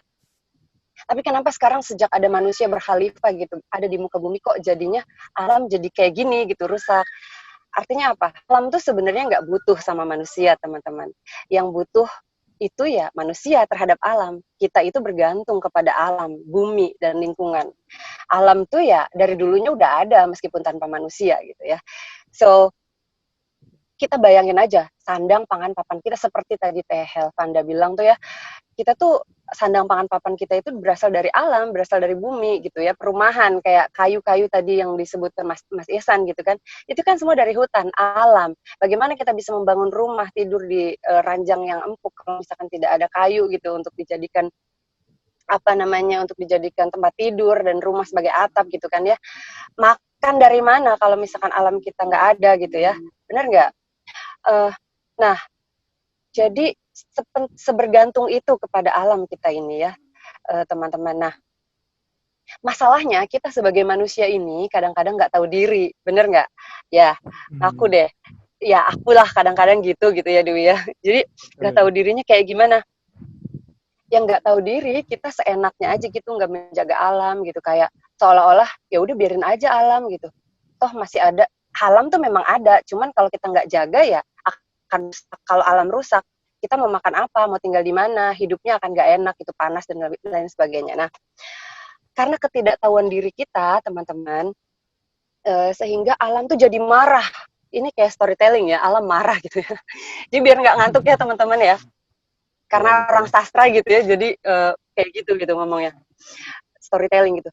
Alam tuh marah loh, teman-teman. Kenapa? Gimana sih alam kalau marah? Alam kalau sudah marah, ya akhirnya timbullah kerusakan, ya kan? Kebakaran hutan seperti tahun berapa tuh ya, Mas Ihsan, yang Riau sampai keluar negeri itu kan, ISPA di mana-mana segala macam. Itu kan alam marah tuh. Ya karena illegal logging dan lain sebagainya. Kemudian banjir, bencana alam, longsor, kemarau, pemanasan global, kemudian kelangkaan sumber daya alam, kemarau, ya kan. Kemudian yang sekarang kita sedang hadapi apa? Wabah penyakit. Wabah penyakit juga seperti tadi yang Ibu dosen sampaikan, bahwa wabah penyakit ini ada kaitannya atas apa yang sebelumnya kita lakukan terhadap lingkungan. Itu reaksi alam terhadap apa yang kita lakukan dulu-dulu gitu. Maka hati-hati, kita itu harus menjaga lingkungan gitu ya. Wabah penyakit corona ini jangan-jangan efek dari pengabaian kita terhadap lingkungan gitu. Nah, bicara soal corona, teman-teman ya, bagi bumi nih Dwi, sebetulnya corona itu adalah antivirus loh teman-teman. Nah loh, antivirus. Jadi bukan virus bagi bumi itu. Karena apa? Karena sebetulnya yang virusnya sendiri adalah manusia. Masuk akal nggak? Ngerti nggak? Jadi, iya, jadi gini, corona ya sejak COVID-19 beberapa bulan lalu itu beredar gitu ya, hits banget sampai sekarang gitu. Akhirnya kan manusia jadi nggak kemana-mana tuh, ya kan, PSBB, kita lockdown di rumah aja, ya kan. Akhirnya apa, teman-teman mungkin pasti pernah lihat ya di Instagram atau Facebook itu ada gambar di mana Jakarta itu cerah banget gitu, alamnya jadi bagus kan, langitnya jadi biru. Kapan lagi tuh Jakarta siang hari langit biru, ya kan. Bandung jadi sejuk, dulu kemarin sebelum ada corona udah panas guys, aku tinggal di Bandung ya sekarang. Kemudian sekarang jadi sejuk lagi, terus tanah jadi bersih, udara jadi bersih gitu. Intinya bumi kembali kepada seperti seharusnya gitu. Jadi sembuh lagi, sehat lagi bumi itu ya. Sampah tidak berserak karena manusia jarang pergi-pergi gitu kan. Nah, maka wajar dong kalau misalkan saya bilang virus corona itu adalah sebetulnya adalah antivirus bagi bumi kita. Dan virusnya sendiri adalah ya kita sendiri manusia. Karena kita telah berbuat kerusakan, maka Allah itu bikin sebuah virus yang menjadi antivirus bagi bumi. Jadi teman-teman, sebetulnya bencana alam atau wabah penyakit itu ya jangan-jangan akibat dari ulah manusia sendiri, ulah kita sendiri gitu. Karena kita merusak alam gitu. Kita tidak menjaga alam dengan baik sesuai perintah Allah gitu. Lalu kalau misalkan alam sudah marah, ya hati-hati, habis hidup kita ya kan. Karena hidup kita bergantung sama alam, mau tinggal di mana kita, mau di planet lain juga nggak ada kehidupan gitu kan ya, bumi. Makanya kita urgent banget mencintai bumi, benar nggak Bu dosen? Karena Allah Subhanahu wa Ta'ala ya, kalau dalam Islam, mungkin kalau di sini ada teman-teman yang non Muslim, kalau dalam Islam itu udah mengatakan dalam surat Ar-Rum gitu ya, ayat 41 bahwa bilang gini, telah tampak kerusakan di darat dan di laut disebabkan karena perbuatan tangan-tangan manusia. Allah menghendaki agar mereka merasakan sebagian akibat dari perbuatan mereka, agar mereka kembali ke jalan yang benar. Nah, jadi agama Islam tuh benar-benar syumul ya, mengatur sedemikian rupa segala sisi kehidupan kita, apalagi tentang pelestarian alam dan lingkungan. Jadi kata Allah tuh, kalau alam rusak, ya itu akibat kita sendiri, jadi rasakan sendiri gitu kan. Sedangkan manusia itu sebetulnya enak banget loh ya, disediakan alam ini memang untuk kita nikmati kan. Kita itu disuruh menempati bumi untuk sebagai khalifah ya, manusia khalifah di muka bumi. Silakan untuk memanfaatkan segala sesuatu di bumi, tapi jangan lupa dijaga dan dilestarikan gitu. Masalahnya manusia zaman sekarang tuh seringkali lupa untuk menjaganya. Hanya bisa mengeksploitasi, mengeruk, memakai, memberdayakan tanpa melestarikannya gitu ya. Tapi saya yakin teman-teman semua yang di sini nggak ada yang kayak gitu ya. Insya Allah di sini mah orang-orang yang peduli lingkungan semuanya ya. Amin. Nah, berbicara mengenai tadi gitu ya. Kenapa sih kok bisa kayak gitu gitu? Sebetulnya kenapa sih alam bisa marah gitu? Apa sih kesalahan manusia gitu kepada alam, pada bumi kita ini? Ternyata setelah saya telusuri gitu ya, cuma ada 3 kok. Yang pertama, manusia itu tidak sadar sebab akibat, ya. Jadi tidak visioner, tidak berpikir ke depan. Akhirnya apa? Tidak sadar bahwa sebab kita buang sampah sembarangan, akhirnya bisa banjir. Tidak sadar bahwa ketika kita menebang pohon tidak sesuai berwawasan lingkungan gitu, akhirnya bisa longsor dan lain sebagainya gitu ya. Akhirnya terjadi kerusakan. Yang pertama tidak sadar. Kemudian yang kedua, tidak sadar, yang tadi kan tidak sadar sebab akibat. Kemudian yang kedua, tidak sadar bahwa segala sesuatu yang kita lakukan itu akan dipertanggungjawabkan, teman-teman. Ya kan? Karena kita itu hidup nggak hanya di dunia ini, tapi juga di akhirat nanti. Nah, apa yang kita lakukan itu dipertanggungjawabkan di akhirat, termasuk ketika kita merusak lingkungan. Ya kan? Maka kita sembarangan. Kemudian yang ketiga, akibat dari kita tidak takut dosa, ya kan? Karena tidak takut dosa, ya udah bodo amat lah ya, lingkungan mau kayak gimana. Nah, selanjutnya, akibat dari ketidaksadaran kita akan sebab akibat, bahwa semua dipertanggungjawabkan dan tidak tahu bahwa itu berdosa gitu ya. Akhirnya manusia bisa berbuat suka-suka gitu, ignorance, yang sampah sembarangan, boros listrik, air, dan plastik gitu. Kemudian akhirnya merugikan diri sendiri beserta keturunannya, seperti yang tadi Teteh Helvanda bilang gitu kan ya. Dan akibatnya berakibat dunia dan akhirat, teman-teman, ya kan. Nah, kalau misalkan tadi selain akibat di dunianya itu alam jadi rusak dan kehidupan kita jadi tidak seimbang dan jadi terganggu kenyamanan hidup kita, ada akibat lain di dunia ini sebelum sampai akibat akhirat nanti, teman-teman. Jauh banget ya. Karena karena akibat dari pengabaian kita. Jadi masalah-masalah hidup muncul. Masalah-masalah hidup muncul seperti, jadi ini kalau kita telisik lebih jauh ya, mungkin kalau kata teman-teman aku nggak nyambung, cuman kalau menurut saya ada nyambungnya. Teman-teman di sini mungkin ada nggak yang belum dapat jodoh mungkin, atau kok nilai gue jelek gitu ya, terus atau usaha kok masih belum lancar gitu, atau cari kerjaan kok susah gitu ya. Jangan-jangan itu bisa jadi karena dosa-dosa kita akibat kita mengabaikan lingkungan. Bisa jadi loh, ya kan? Jauh banget ya memang. Kenapa bisa begitu berkaitan? Karena kalau kita dosa, ya kan, kita kan diperintahkan oleh Allah untuk menjaga lingkungan, sedangkan kita nggak nurut, malah merusak dan sebaliknya. Ternyata kita melakukan sebaliknya, akhirnya Allah marah dong ya. Allah marah, akibatnya alam juga marah gitu ya kan, kerusakan. Kemudian akhirnya kalau misalkan Allah sudah marah jadinya nggak berkah. Kalau misalkan hidup kita nggak berkah ya begitu, akhirnya susah mau ngapa-ngapain gitu, termasuk kendala-kendala hidup terjadi dalam hidup ini gitu kan. Ya Allah. Oke, nah tapi tenang aja teman-teman. Nah, tapi tenang teman-teman, solusinya itu kita harus punya rasa takut. Takut bahwa kita hidup ini diawasi, takut bahwa kita ini kalau mau ngapa-ngapain dosa, jadinya kita ya termasuk kita menjaga lingkungan itu sebagai wujud takut kita gitu kan. Jadi intinya kita harus menjaga lingkungan karena lingkungan ini sangat bermanfaat bagi kita dan generasi selanjutnya. Mulai dari mana? Mulai dari sekarang dan mulai dari yang paling mudah seperti yang Teh Helvanda tadi bilang, mulai dari peduli akan sampah dan hemat listrik. Itu gampang banget. Itu kalau generasi muda mah gampang banget ya. Sampah aja deh, buang sampah pada tempatnya. Reuse, recycle itu udah umum banget ya kan.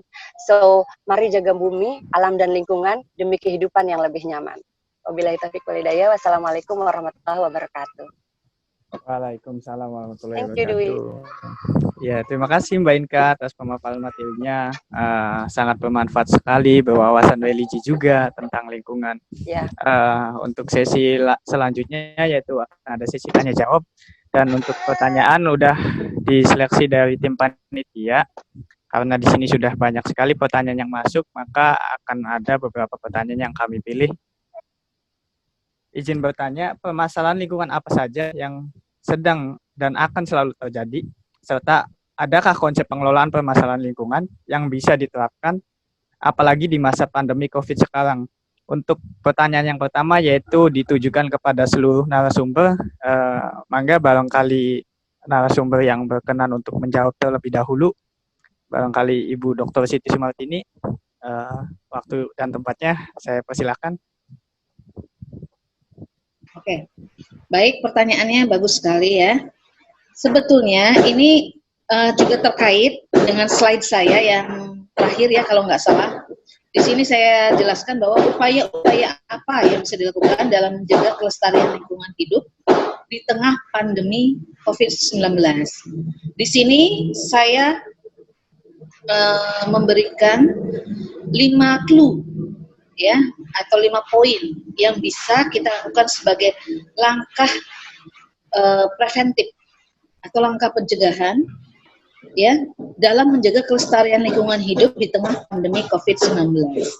Ya, pandemi COVID memang tidak bisa kita abaikan, tetapi paling tidak kita bisa melakukan sesuatu hal yang positif untuk menjaga kelestarian lingkungan hidup. Pertama, menjaga perilaku yang dapat merusak lingkungan. Tadi sudah dikatakan oleh Mbak Nur Amalia juga sama Mbak Helza ya, dikatakan bahwa dimulai dari hal yang kecil dan dimulai dari kita sendiri.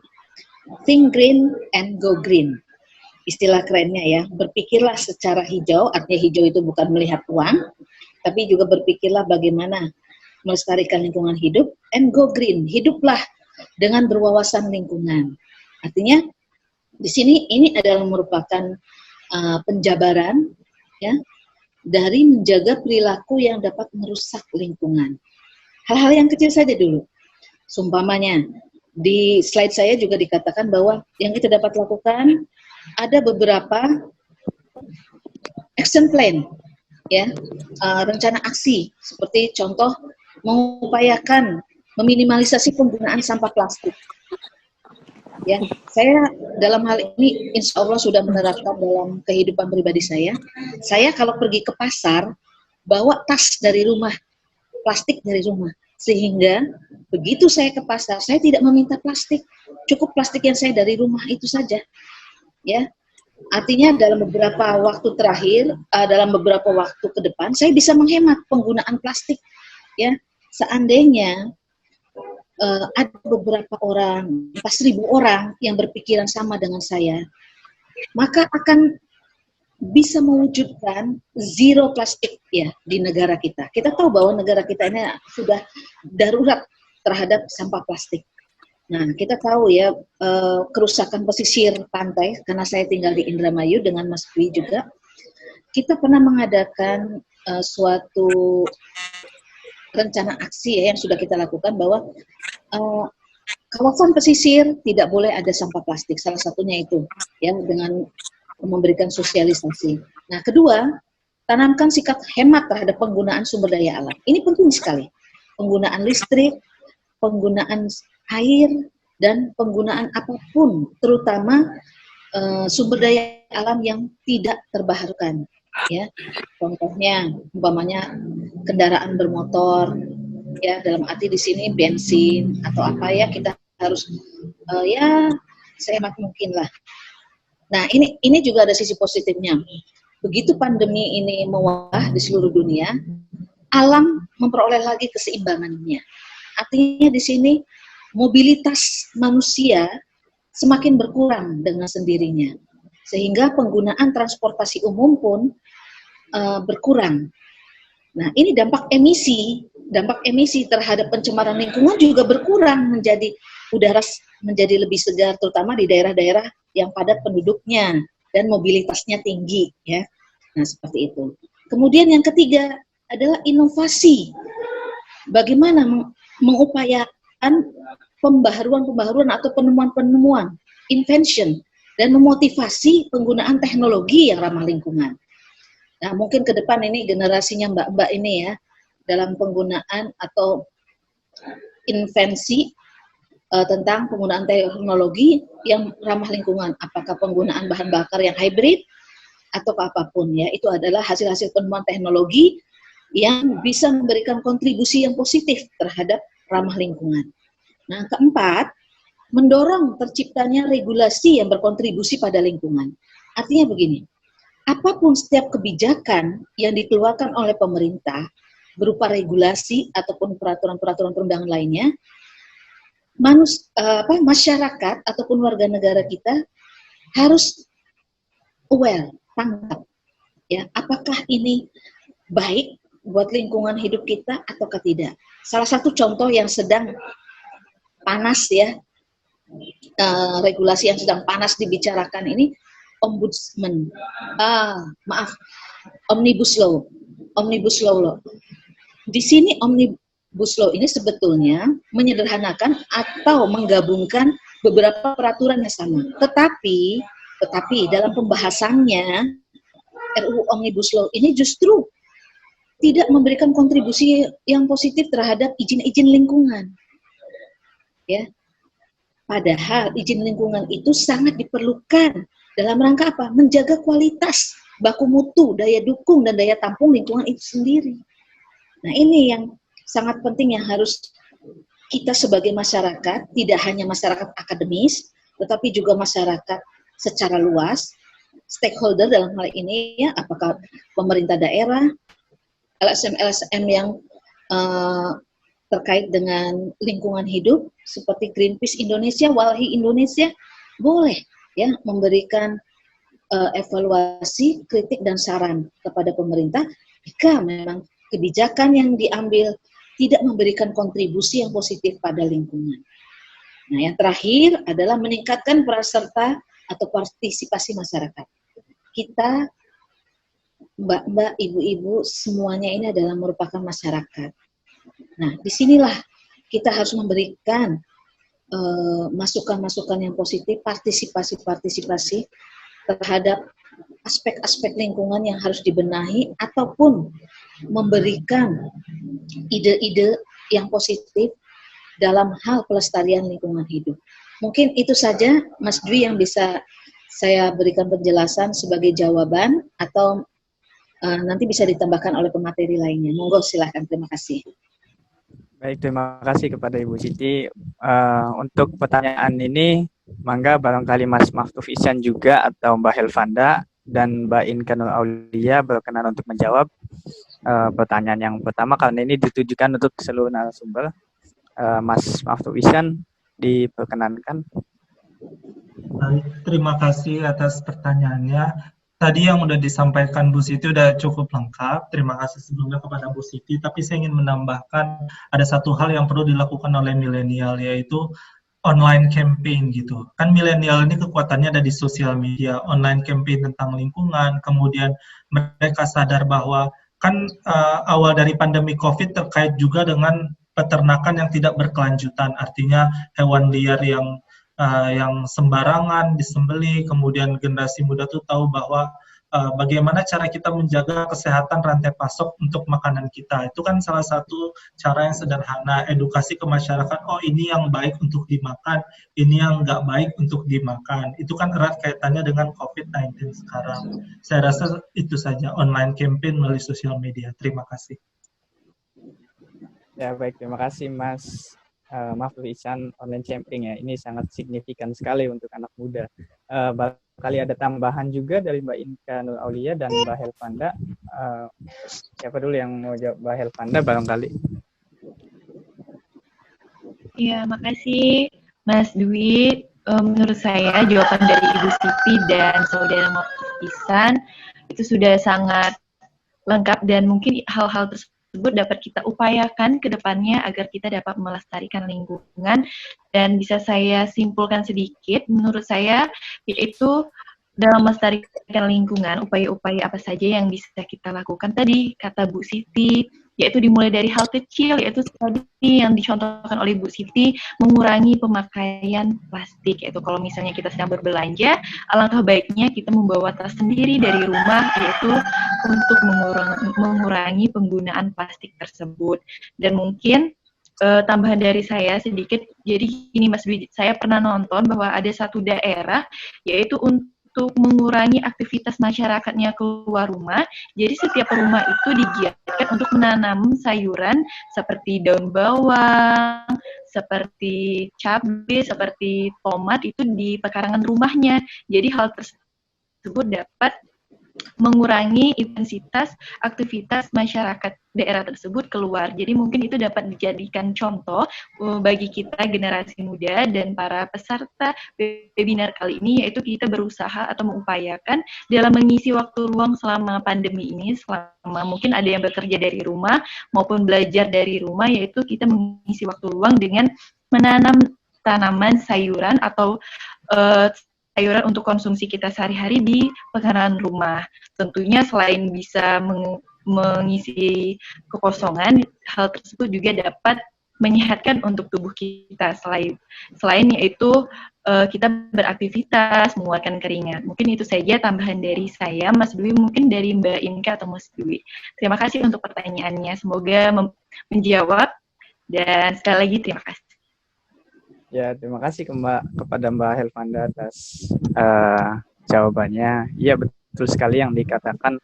Kebetulan program KKN saya juga ada program Rumah Pangan Lestari, Mbak. Jadi mahasiswa itu berinisiatif dan juga diwajibkan untuk mandiri menanam di kompleks perumahannya. Nah, itu emang sangat bermanfaat juga gitu untuk kita semua. Barangkali ada tambahan juga dari Mbak Inka Nur Aulia terkait dengan pertanyaan yang tadi. Mangga Mbak Inka. Tadi Dwi pertanyaannya itu permasalahan apa ya yang paling banyak dihadapi gitu ya? Iya, dan akan selalu terjadi. Serta bagaimana konsep pengelolaannya permasalahan itu? Ya, boleh saya tambahkan sedikit ya. Ya, boleh. Ada hal kecil yang penting yang mungkin belum dibahas tadi. Jadi permasalahan lingkungan itu sebetulnya banyak, cuman kalau yang saya soroti di mana-mana ada gitu ya. Kayaknya yang paling banyak bermasalah adalah sampah gitu ya. Karena apa?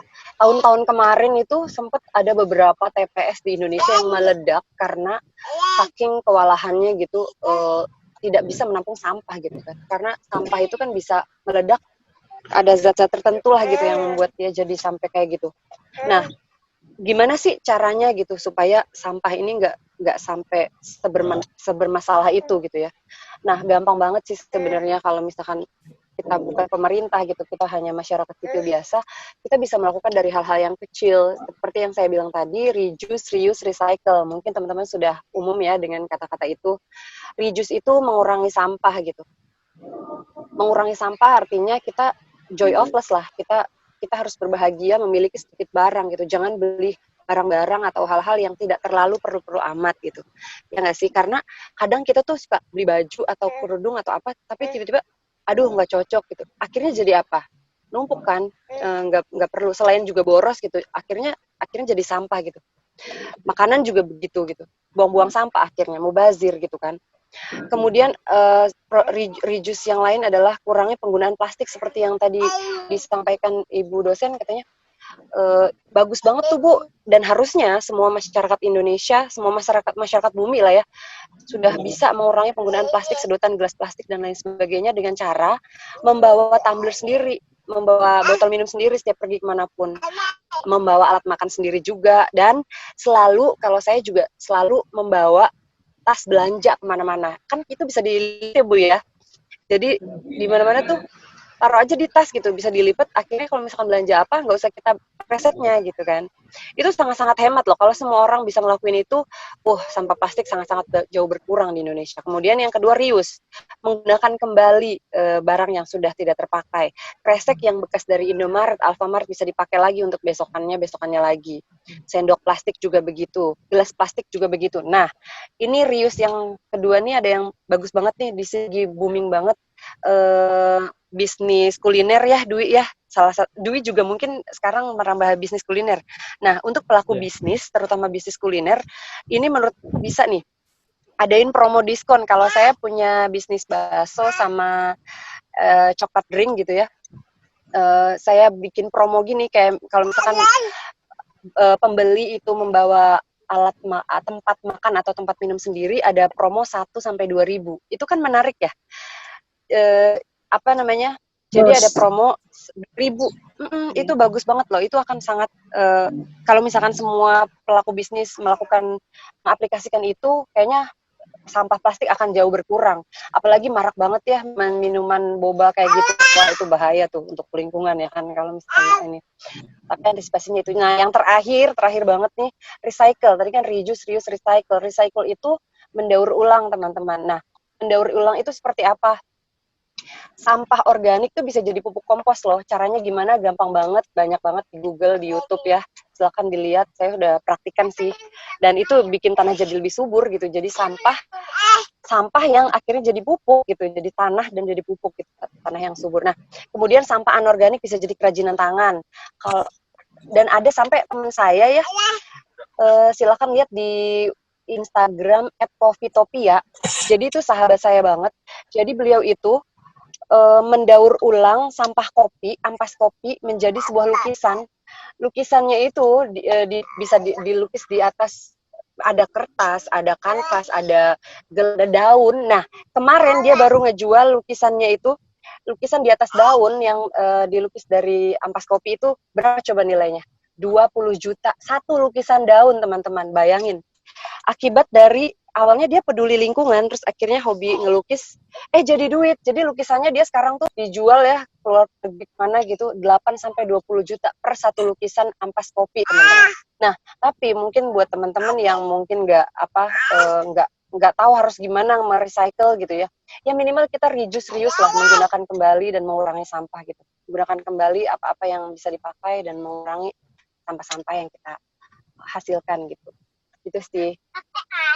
Dwi. Makasih Mbak Inka atas pencerahannya kan. 3L ini emang sangat signifikan juga, pelajaran sangat basic science juga dari SD ya, SD SMP itu udah diajarkan. Iya, dari SD ya. Itu bagus loh. Iya, benar banget. Yang kedua, ini pertanyaan dari Dina Amandasari, IPB, apakah perubahan lingkungan juga berpengaruh terhadap jumlah kasus yang terus bertambah secara tidak langsung? Pertanyaan ini ditujukan kepada Ibu Dr. Siti Sumartini. Untuk waktu dan tempatnya saya persilakan Ibu. Terima kasih Mas Dwi. Jika kita berpikir secara logis ya, ada semacam keterkaitan hubungan relasi ya antara lingkungan dengan dampak lingkungan. Saya katakan bahwa meningkatnya pandemi COVID itu merupakan dampak dari pengabaian terhadap lingkungan. Jadi ada hubungan kausalitas, sebab akibat. Nah, contohnya seperti ini.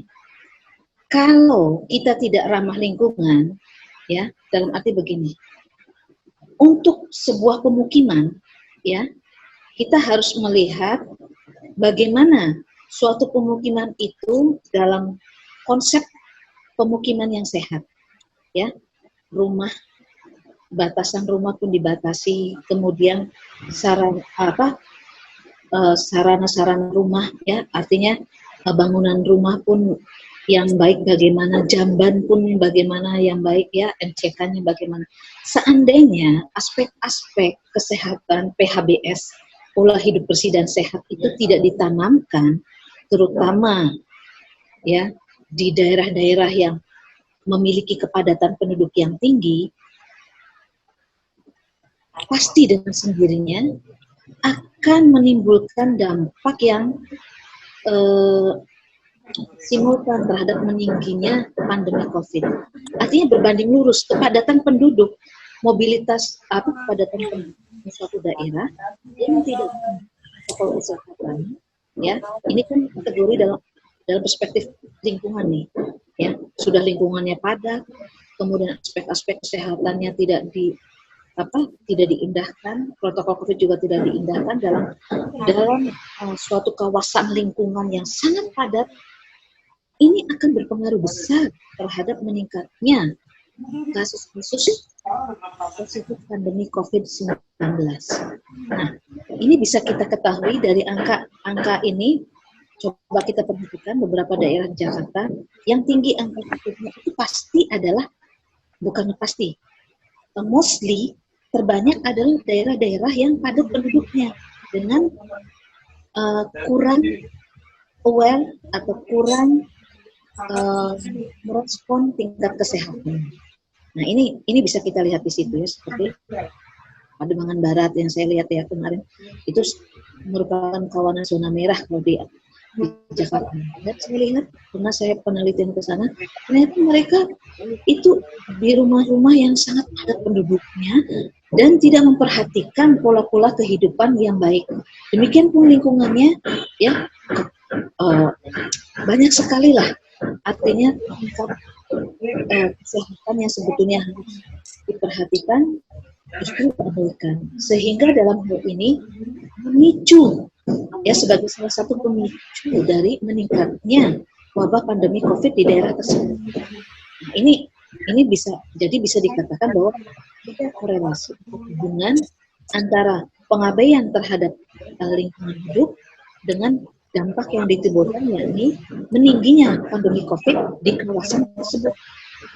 Mungkin itu saja yang bisa saya berikan contoh. Mungkin nanti berkembang seandainya memang ada pertanyaan selanjutnya. Terima kasih, Mas Dwi. Baik, Ibu. Terima kasih atas pemaparan jawabannya. Mungkin untuk pemaparan sesi diskusinya, saya minta maaf dari panitia karena keterbatasan waktu juga. Untuk sesi diskusi kali ini disudahi, dan juga barangkali ada yang mau bertanya dan belum sempat untuk dijawab, maka bisa nanti japri melalui PC kepanitia. Nanti kami kasihkan kontaknya dari masing-masing narasumber kepada Ibu Dr. Siti, Mas Mahfuz Ihsan, Mbak Inka, dan Mbak Elvanda. Barangkali nanti berkenan kami bagikan kontaknya untuk diskusi dengan para audiens di luar kesempatan kali ini. Terima kasih kepada seluruh pemateri yang telah berkenan untuk mengisi acara kesempatan kali ini, yang telah mengedukasi kita semua. Pada sesi yang selanjutnya, yaitu ada ucapan terima kasih, sekaligus juga pemberian sertifikat dan bingkisan untuk para narasumber yang akan ditampilkan oleh Mbak Aurelia. Untuk Mbak Aurelia, mangga untuk penampilan sertifikat dan juga ucapan terima kasih kepada para narasumber. Yang pertama yaitu sertifikat penghargaan kepada Ibu Dr. Siti Sumartini, Sarjana Hukum Magister Hukum. Kami ucapkan terima kasih yang sebesar-besarnya. Sama-sama, Mas Bri. Terima kasih juga untuk panitia Trihome ID. Ya, Ibu. Yang kedua ada sertifikat penghargaan juga kepada Mas Mahfuz Ihsan, Sarjana Kehutanan. Kami ucapkan terima kasih kepada Mas Mahfuz Ihsan yang telah berkenan mengisi acara kegiatan kali ini. Selanjutnya ada sertifikat penghargaan kepada Mbak Inka Nur Aulia. Kami ucapkan yang sebesar-besarnya ucapan terima kasih kepada Mbak Inka Nur Wah, Aulia yang bagus. telah Thank you, Dwi. menginspirasi kita semua. Sama-sama Mbak Inka, kami juga mengucapkan terima kasih kepada Teman-teman Mbak. Trihome, thank you. Ya, terima kasih kepada Mbak Inka. Terima kasih juga kepada Mbak Helvanda Helman atas perkenannya mengisi acara kegiatan kali ini. Kami memberikan sertifikat penghargaan dan ucapan terima kasih. Diinformasikan juga kepada seluruh peserta untuk kegiatan kali ini agar diupload di Snapgram, lalu tag Instagramnya @trihome.id, lalu juga tag ke @trihome.indramayu. Nanti untuk para audiens atau peserta yang beruntung akan mendapatkan door prize dan juga nantinya akan dihubungi oleh tim panitia. Wah, Kami enak dong ya dapat door prize. Betul banget. Jadi jangan lupa nanti untuk setelah kegiatan ini di-upload di Instagram, lalu tag ke @trihome.id dan @trihome.indramayu. Kami informasikan juga kepada seluruh peserta untuk event Trihome ID selanjutnya, yaitu akan ada pelatihan GIS plus lomba video dan foto yang tadi telah ditampilkan oleh Mbak Aurelia. Nah, ini nanti akan ada pelatihan GIS. Nah, untuk nantinya itu untuk peserta dari IPB itu gratis, dan untuk umum itu silakan bisa menghubungi PC ke panitia Japri, itu untuk biayanya Rp50.000. Untuk sesi selanjutnya yaitu kita akan ada foto bersama. Kepada para narasumber dan juga para peserta dimohon berkenan untuk tidak meninggalkan ruangan ini dan standby untuk sesi foto dokumentasi. Untuk Mbak Aurelia, mangga untuk sesi dokumentasi gimana Mbak? Udah siap? Fotonya online. Kita mulai ya fotonya. Fotonya online dulu ya Mbak, Bentar, Ibu, bentar. Bapak. Mangga Yo, untuk foto-foto. Dia mau difoto nih. 1, 2, 3. Iya, 1, 2.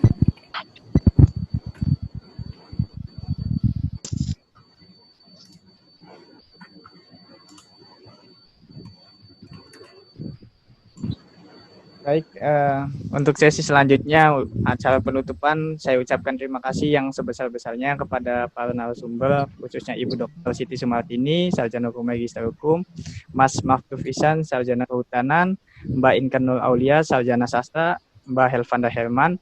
Saya ucapkan terima kasih juga kepada para peserta yang telah bersedia memulai mengikuti kegiatan sampai pada acara penutupan. Kami ucapkan terima kasih yang sebesar-besarnya kepada seluruh hadirin sekalian, dan juga kami ucapkan terima kasih dan juga jangan lupa untuk diinformasikan kembali untuk absensi, mohon diisi kembali untuk absensi karena kita juga akan ada pembagian sertifikat untuk yang mengisi absensi, jadi dimohon untuk absensi diisi kembali.